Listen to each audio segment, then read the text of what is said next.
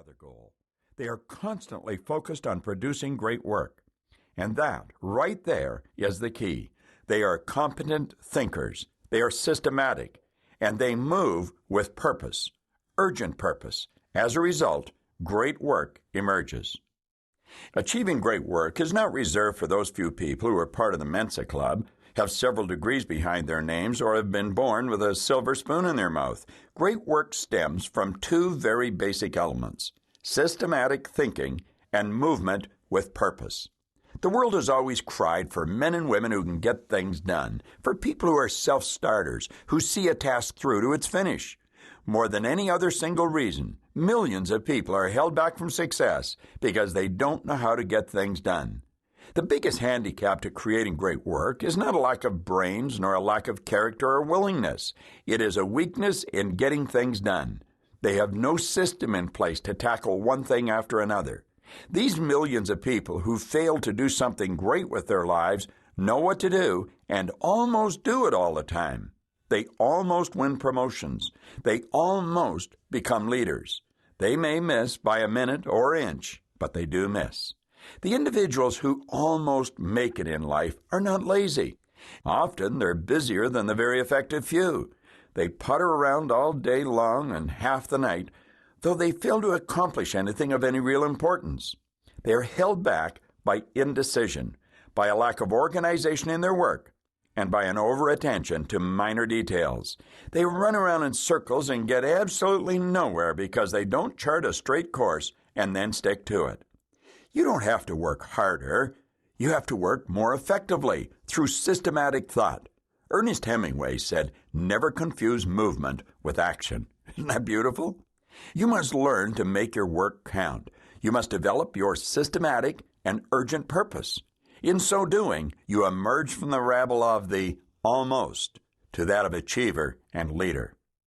Lao Tzu said, "When the effective leader is finished with his work, the people say, 'It happened naturally.'"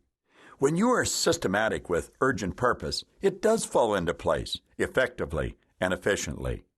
There are many positive shared characteristics in the personalities of men and women who do great work. In most cases, they weren't born with the characteristics that produce this memorable effort, but have instead carefully nurtured them along. At one point in their lives, these men and women made the decision to accomplish more than just a little. They made the decision because they knew, somewhere back in the recesses of their mind, that they deserved this better life. And not only did they deserve this better life, but it was their responsibility to create the finest life possible, to create a truly memorable life by doing the work that pursued their loftiest dreams, whatever the costs and whatever the odds.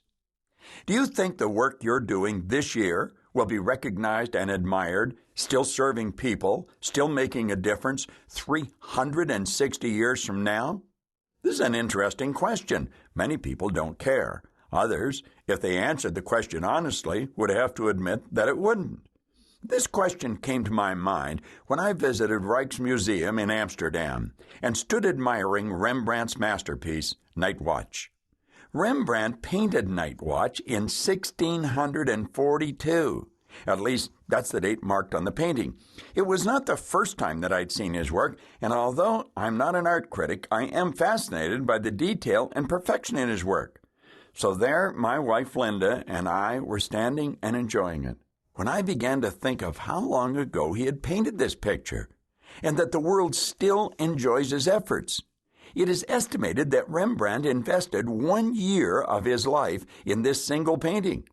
I seriously doubt that every day as he picked up his brush and mixed his paint, that he was telling himself, "This painting must be of such great quality that it'll be enjoyed for centuries." No, but as you study this classic, it is obvious that each and every day Rembrandt gave the best he had to give. Will someone say that about you, about your work 360 years from now? Or do you care? If you do care, you might want to follow Robert Russell's advice. He said there's no secret to becoming great or doing great work. You simply do little things in a great way every day. I think that is probably what Rembrandt did. He did a little in a great